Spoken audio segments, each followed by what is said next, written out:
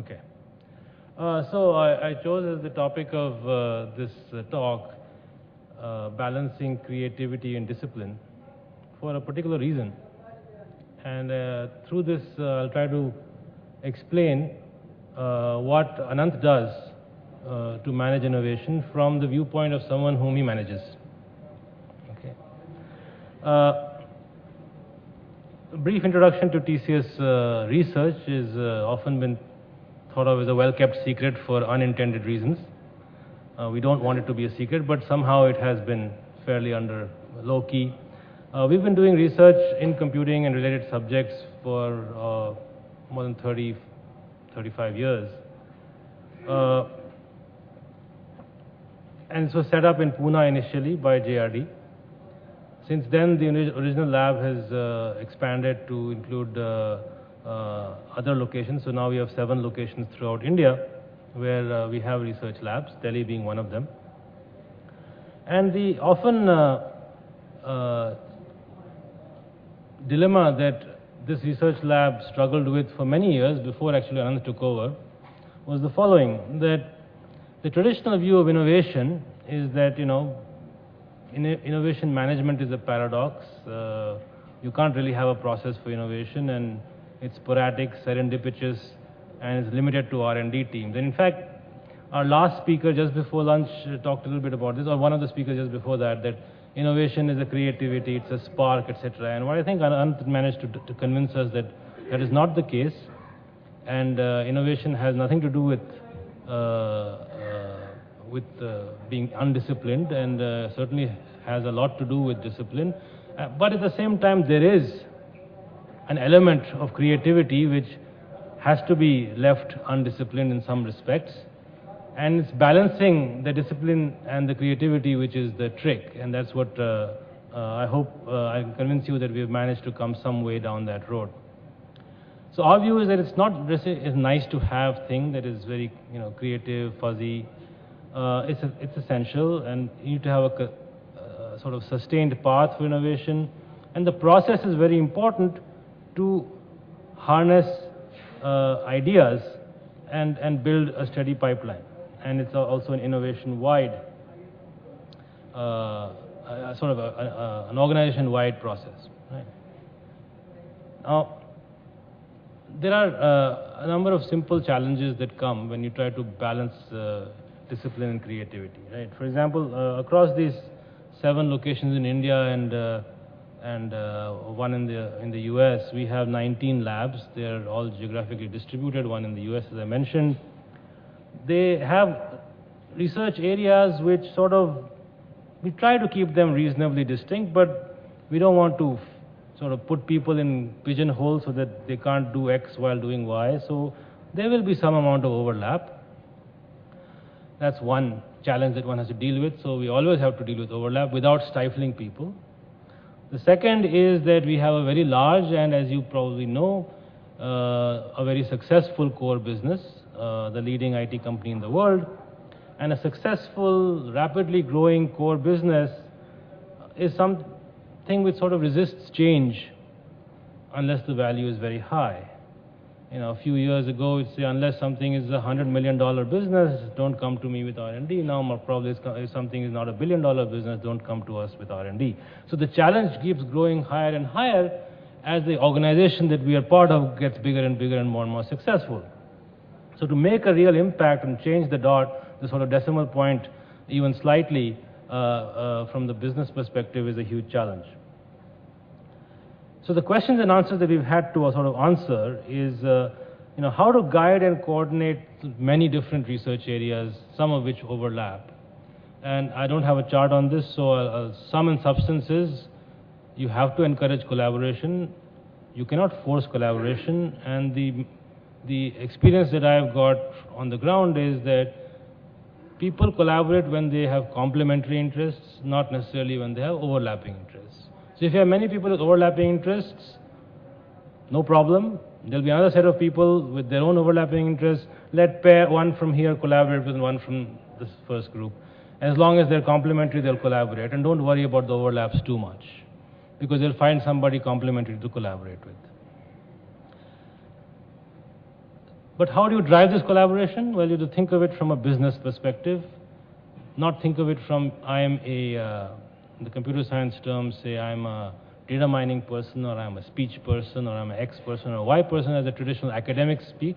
Think of it from a business perspective. So the theme approach is what I'll try to show you how Anant has defined it and how we use that to manage innovation.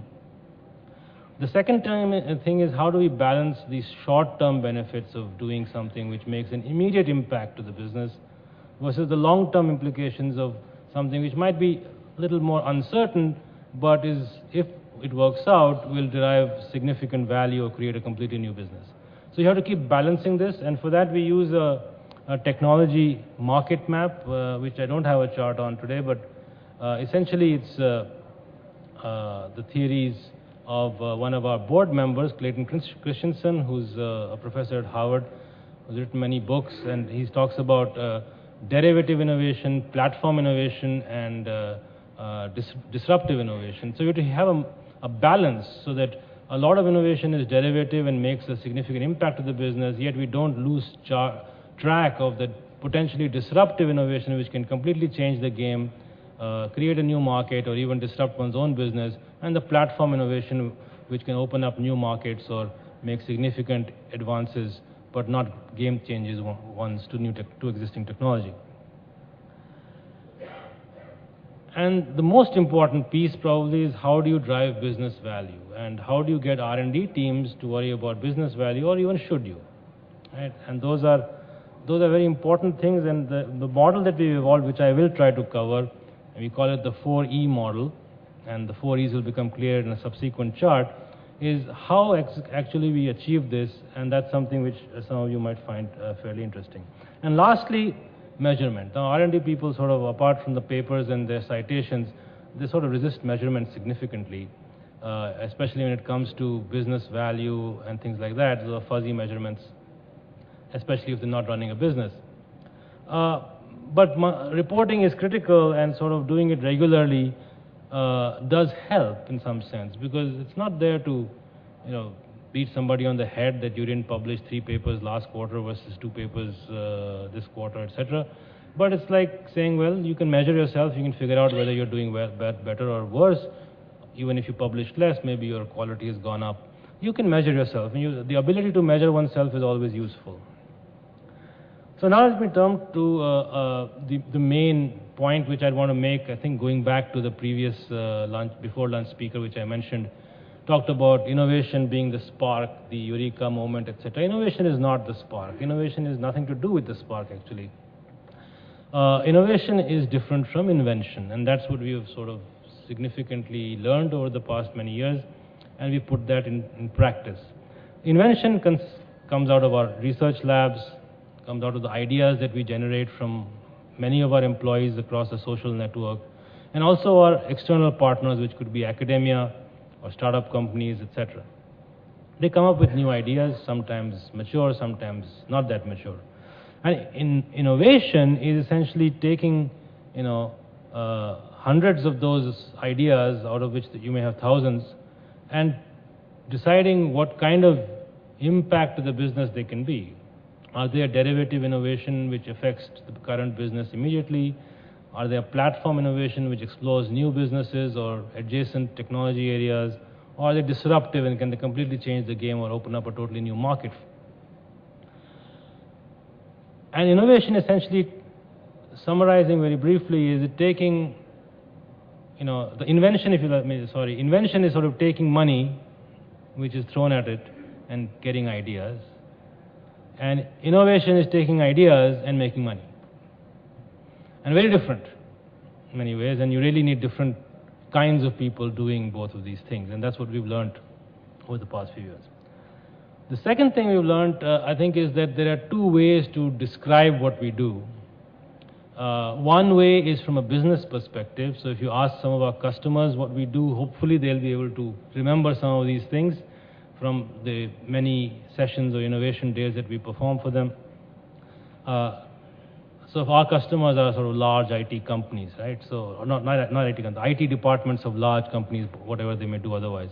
So optimizing their business, digitizing their business, analyzing their customers and their markets and their supply chains, de-risking their business, making it compliant, and worrying about sustainability in today's world in their context. So these are the top challenges that they have to deal with, and our research efforts and innovation efforts help them along that path. But optimize or digitize is certainly not a research area of computer science, and if you were to find a professor who've optimized somewhere, I'd be surprised, you know. So actually, you have to think about it from two different perspectives, because each of these themes requires many different traditional research areas of computer science to come together and make an impact. The kind of things that we've done, and I'll give you a few examples later, some are listed, but I won't go through all of them right now, are really bringing together many different areas of traditional computer science and traditional research to make an impact to the business. At the same time, we still have to hire people, and the people who we hire are traditional computer science researchers, and they do traditional computer science research. And so we sort of have broken up our research areas more traditionally, like a department of computer science would break it up into three large buckets: software, systems, and applications. And within them, we have very traditional things like testing and requirements modeling and IT systems, cyber physical systems, risk applications, data analytics, text mining, very traditional things that you can find researchers actually saying that I specialize in X, Y, Z. And those are groups which sort of work together, collaborate together, organize conferences together, things like that.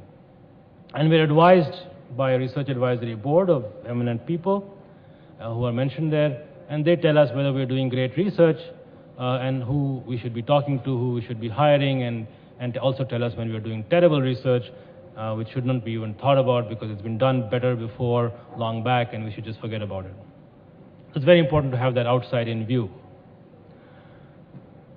The other element is co-innovation, because we can't do all the research in-house, and definitely we don't have all the smart people in the world. Even though we do have a lot of people in TCS, we certainly don't have a whole bunch of researchers across TCS to that level. Okay, so co-innovation involves our partnerships with academia, our partnerships with venture capital firms and startup companies. There's a timer here somewhere. I don't know why it doesn't want me to talk about this for too long. And then the strategic partners that we have. So we have a systematic way of partnering with these external partners. With academia, we bring them on board as interns and sabbaticals and fund their research at times. With startup companies, we go to market together, sometimes even competing with internal research is perfectly fine. And with strategic partners, we work with them on their new products whenever it makes sense. Now let me come to the main picture. How do we make all this happen? It's called the 4E model. So there's the explore part, which is essentially research, inventions, ideas, prototypes, working on first-of-a-kind examples with customers to demonstrate things to the business. And the outputs are patents, white papers, actual publications, journals, awards, and interactions with customers. Then, when something appears to be reasonably scalable, engineers are brought in to make it into a technology which can be actually deployed in the field on a large, more scalable basis. Researchers have published what they want out of it, have milked that area at least for the time being, and are sort of getting disinterested in it and are about to say, let somebody else do the hard work of engineering this. I want to look at my new idea, my latest new idea, and do some more research. So we have a way of making that happen. Of course, if researchers want to continue to do that, they can still do that, and they can sort of continue with the engineering and enablement of a solution with the business. And then there's a part of evangelization. So you have to take these things which you're exploring and building and talk to our business. So the business, it could be the BPO business, or it could be the software development business, could be the infrastructure business, could be the engineering services business. So many businesses that TCS has. We have to talk to them and make sure that they are aware of what we're doing, partner with us in the enablement process wherever they want, wherever it's possible, so that the engineering of these solutions, which are then become products or assets, actually gets done together. And that's really an evangelization job. It's not a sales job. It's really talking a lot about what you're doing. And the researchers, after some time, I've noticed that even though they're very passionate about what they're doing, they're also extremely conservative of making claims which they can't justify 120%. Whereas evangelization is a little bit salesy. They want to promise a little bit more than they can prove today, because that's required sometimes. And some of that is also based on the fact that they don't know all the research in great detail, so they're better at doing that in some sense than the researchers who did the research themselves. And lastly, when something actually does get out of research into the business, we call it the exploit stage, where we're actually exploiting the asset, not exploiting our customer, and sometimes it's misconstrued in that fashion. But we exploit the asset, exploit the research to make money out of it. So then it scales up. Hopefully it becomes part of an existing business or a new business, and then it's measured in the traditional way. And then it gets out of TCS research. It gets out of the CTO organization and then becomes somebody else's responsibility to figure out what it actually did. So I'm going to give you 3 examples of research and innovation in 3 different phases. Right. I'll start off with the last one, exploit. ION, some of you may have heard of it, I don't know. It's our cloud platform. I mean, we started doing cloud computing 8 years back as in research. Then about 5 years back, we started working on a cloud platform for the Indian small and medium business market. And we launched this about 3 years back formally with already 100 customers on board. And the origins of the core technology came out of research, the strategic intent came from the business, and now it's really very much an independent business. The researchers who did any of the initial work have nothing to do with it whatsoever.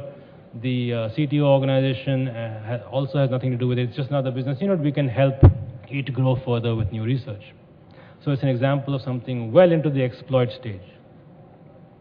Something new, which is sort of in the enablement phase at this stage, is something we've done in the past couple of years with social media. It turned out that almost any event of importance is actually reported on social media before it hits the news, and many events of local importance don't ever hit the news. So if you wanted to know about the Maruti fire, unfortunate event that it was, you actually could get to know about it first on social media if you were sitting in, say, the United States. Very interesting, or if you're sitting in Japan, for example.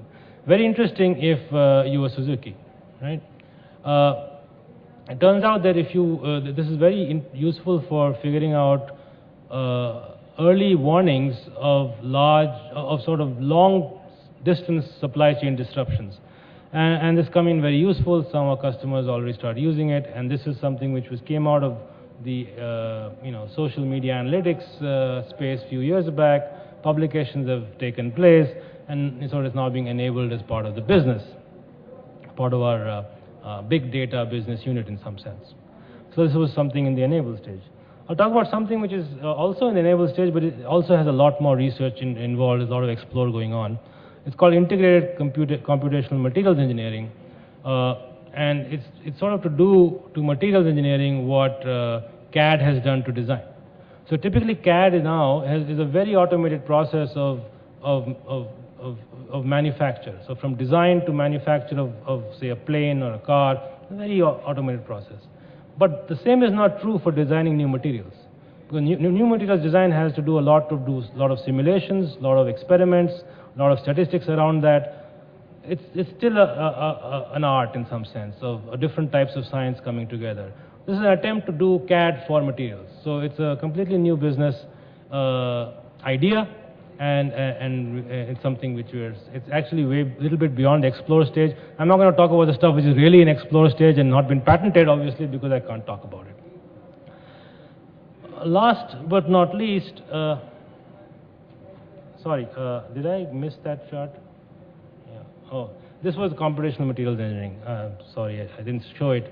So this is the thing, it sort of has a robust design process, decision support, product, it's sort of CAD for material science, okay. Sorry, I didn't show the chart in time. But how do you make all these innovations actually happen? It's not just you hire some researchers and say you do the research, because the innovation has to be, the culture of innovation has to be part of your business units as well in order to absorb it. So they have to be interested in new ideas, to understand the culture of innovation, to understand that taking something from research or from a startup partner and doing something new with it is also innovation and deserves that credit. So building that culture across the organization is just as important as building a research lab. And so we have many events, conferences, awards, and various things to encourage innovation. In fact, we have a competition at the group level called Tata Innovista across all Tata Group companies, which is headed by the Tata Group Innovation Forum. It's called the Tata Innovista Awards. And one of the things which I just talked, actually two of them have already won that award. Two of the ones which I talked about in the past couple of charts have already won that award. And last but not least, you need to keep measuring and reporting. So you need to actually have figures for you know, looking at the number of people that you have, the number of people in research, the number of patents that are being applied for, and how many have been granted, how many papers are being published each year, and things like that, right? So we have many different ways of measuring things, and measuring is just as important as doing them, and that's very important. So just to summarize, the key messages of our innovation management journey are: first, we have to invest in research, which we've been doing for 30 years maybe, and we have to attract the right people, so we have to hire good people. Then we have to relate the innovation to the business through themes. So we have to say, okay, there's a theme, there's a research area, and what kinds of research actually could create value for that theme. Define the focus areas and scope more carefully. Then establish a process to deliver that innovation. Establish both internal capacity and external. So have the right partnerships with academia, with startup companies, venture capital. And lastly, manage talent and culture in the sense that, have to create a culture of innovation and then reward that talent with not just hard rewards, but also soft rewards, recognition, things like that. And finally, measure and report in a very systematic way. So you start with creativity and go on to measurement and reporting, and still it's innovation. So I'd like to just end with one insight. It's creativity and discipline at an organization level. I've tried to show you how we do, but it's also true for every individual. Our minds work, much faster than our hands can, or that we can actually do, whether you're doing research or anything. You may have dozens of ideas, but you can only implement a fraction of them. It's true for organizations too, and you have to realize that. It's just like managing oneself, that one has to manage the organization. You'll have more ideas that you can ever implement. Time itself is a big leveler and a shortage, not just money. Thank you.